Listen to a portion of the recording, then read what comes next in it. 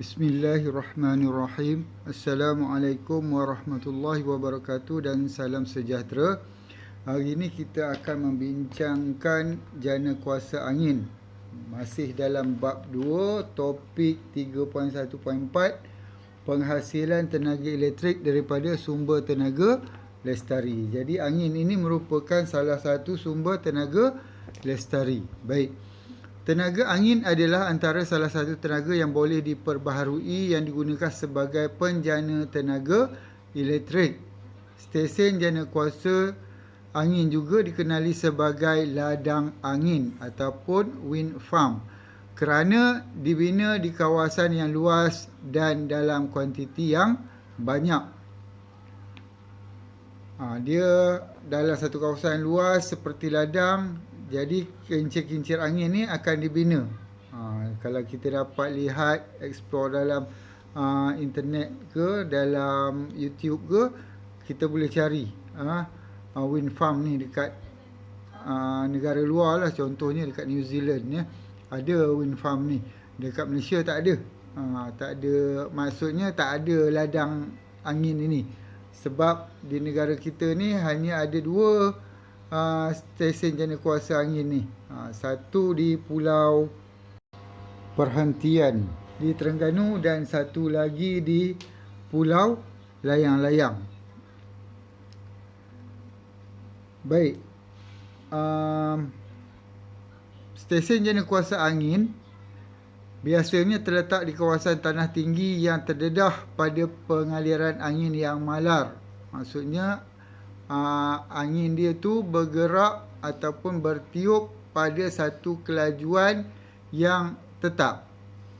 Mungkin tak dapat tetap lah, tetapi dia hampir-hampir pada kelajuan yang tetap ya. Kalau ada turun naik sedikit lah, bukan terlalu banyak perbezaan dia.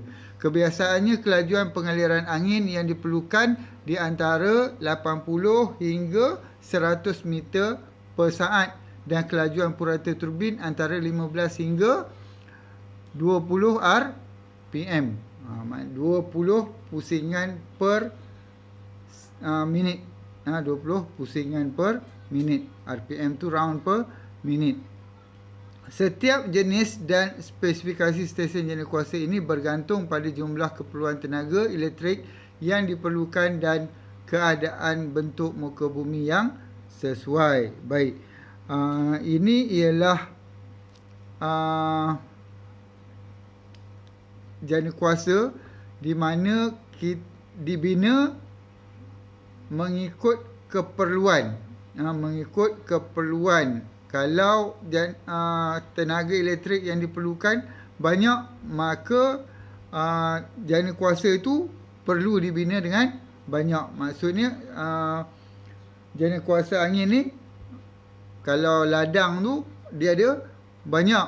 Ada banyak. Maksudnya dia menjana tenaga elektrik yang banyak. Kalau macam saya katakan tadi di pulau dan Pulau Layang-Layang dan satu pulau di Terengganu tu, itu dia keperluan di situ sedikit.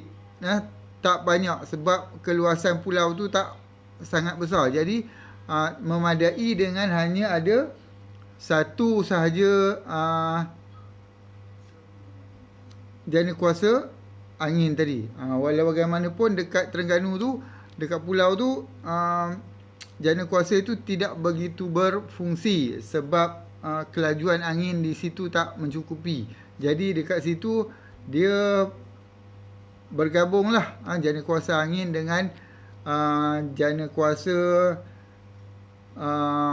diesel. Jana kuasa menggunakan diesel.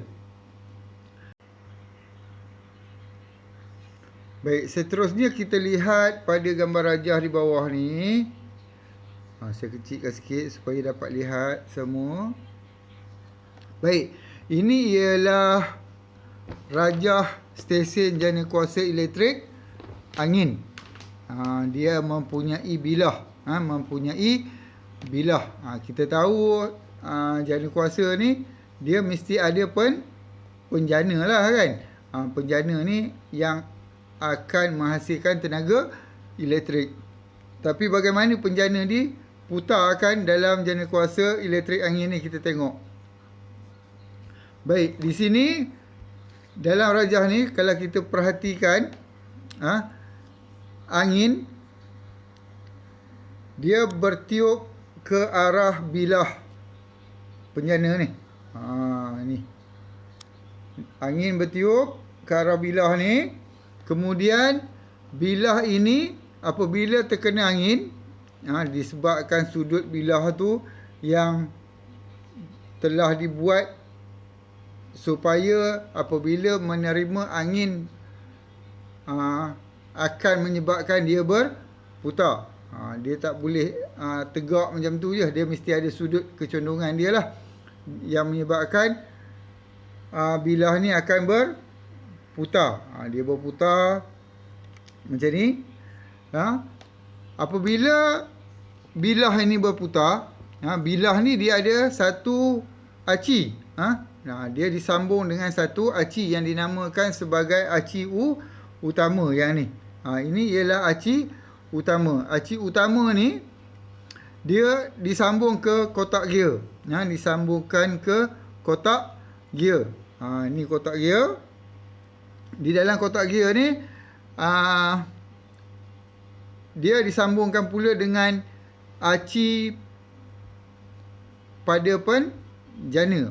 Jadi maksudnya dekat situ apabila aci utama ni berputar disebabkan oleh bilah yang berputar tadi, dia akan menyebabkan penjana juga akan ikut berputar. Kita tahu apabila penjana berputar, dia akan menghasilkan tenaga elektrik. Itu yang berlaku daripada jana kuasa angin ni. Bagaimana penjana ni dikendalikan sehingga menghasilkan tenaga elektrik. Yang lain-lain tu ada pengubah, ada pemacu kotak gear, sistem kawalan grid kuasa ni. Nanti kita akan tengok kemudian. Baik, bilah ni ialah bilah pada kincir angin lah, maksud dia. Baik, seterusnya kita lihat pula gambar rajah blok bagi stesen jana kuasa elektrik angin ini. Baik, kalau kita lihat yang pertama tu, tenaga angin. Daripada mana datangnya tenaga angin ni? Sebenarnya bukan tenaga angin, ya. Sebenarnya angin, angin yang menuju kepada bilah tu, yang menuju kepada bilah tu, dia ada tenaga kinetik, bukan tenaga angin. Baik, murid-murid saya minta betulkan ni. Ada sikit je kesilapan kat sini. Di mana tenaga angin ni kita tukar dia pada tenaga kinetik. Murid boleh tukarkan pada buku teks tu. Tenaga angin tadi tukarkan kepada tenaga kinetik. Tenaga kinetik ni ialah pada aliran angin. Pada aliran angin. Samalah macam jana kuasa elektrik hidro kan. Air yang mengalir dalam empis air tu, air yang mengalir dengan laju tu, dia mengandungi tenaga kinetik. Bukan tenaga air, tapi tenaga kinetik yang terhasil akibat pengaliran air di dalam empis air.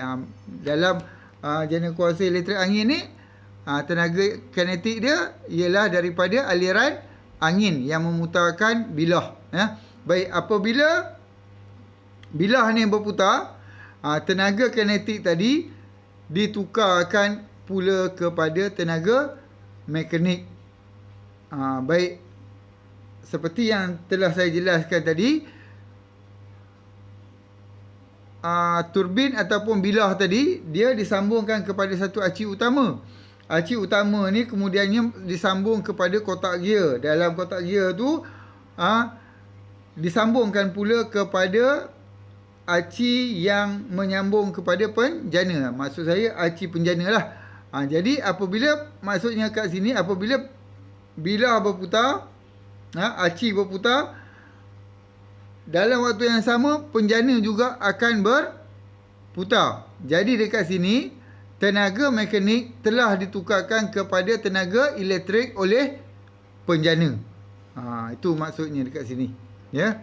Tenaga elektrik ni terhasil apabila bilah berputar, kemudian aci utama berputar dan menyebabkan penjana berputar. Ya, baik.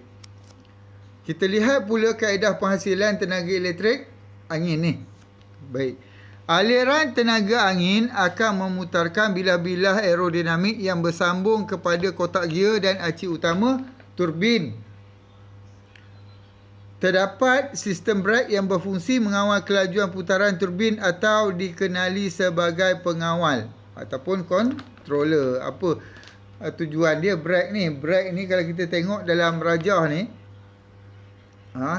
dalam rajah ni, ni brake ni dia disambung, dia punya cakra tu disambung kepada aci penjana, pada aci penjana. Brake ini bertujuan untuk mengawal kelajuan putaran bilah. Untuk mengawal kelajuan putaran bilah ataupun turbin ni. Supaya bila angin kuat, kelajuan putaran turbin ni tidak terlalu laju. Sebab kita perlukan kelajuan putaran yang malar. Apabila kelajuan putaran turbin tadi malar, kita dapat menghasilkan tenaga elektrik yang malar juga. Tak ada turun naik dengan terlalu banyak. Perbezaan maksimum dengan minimum tu tidak terlalu banyak. Itu sebab kelajuan turbin ni kena dikawal. Lagi satu, untuk mengelakkan kerosakan pada penjana. Penjana ni putaran dia kena kawal. Tak boleh terlalu laju melebihi kemampuan dia. Kalau kita pernah tengok, kalau murid-murid pernah tengok, ada satu jana kuasa angin, saya terlupalah dekat mana, tapi bukan dekat negara kita lah. Di mana jana kuasa ni terbakar. Ini salah satu punca lah, yang boleh menyebabkan kebakaran apabila putaran tu terlalu laju, dia menyebabkan penjana ni akan menjadi panas. Apabila panas, ini menyebabkan kebakaran. Itu sebab putaran turbin ni perlu dikawal. Cara nak kawal dia menggunakan sistem brake ni, sistem brake. Baik, sistem ini kemudiannya bersambung dengan penjana yang berfungsi sebagai peranti yang menukarkan tenaga mekanikal kepada tenaga elektrik. Shaft tadi ataupun aci tadi disambungkan kepada penjana, kemudian penjana berputar dan menghasilkan tenaga elektrik. Tenaga elektrik ini disimpan terlebih dahulu dalam bateri simpanan bertujuan untuk menyimpan dan menstabilkan voltan keluaran tenaga elektrik. Baik, dekat sini ada bateri. Ada bateri. Bateri dia ada dua fungsi di sini. Pertama, untuk menyimpan tenaga elektrik. Yang keduanya adalah untuk menstabilkan voltan. Ya, baik. Kemudian penyongsang ataupun inverter digunakan untuk menukarkan bentuk gelombang arus terus, direct current, kepada gelombang arus ulang alik, alternating current, bagi kegunaan tenaga elektrik domestik dan industri. Baik, asalnya penjana ni dia menghasilkan arus elektrik, iaitu arus terus. Tetapi kita menggunakan arus ulang alik di rumah kita. Kalau kat rumah, dekat industri ke, kilang-kilang kedai ke, kat mana ke, semua menggunakan arus ulang alik. Jadi dekat sini inverter ataupun penyongsang digunakan untuk menukarkan arus terus tadi kepada arus ulang alik sebelum digunakan.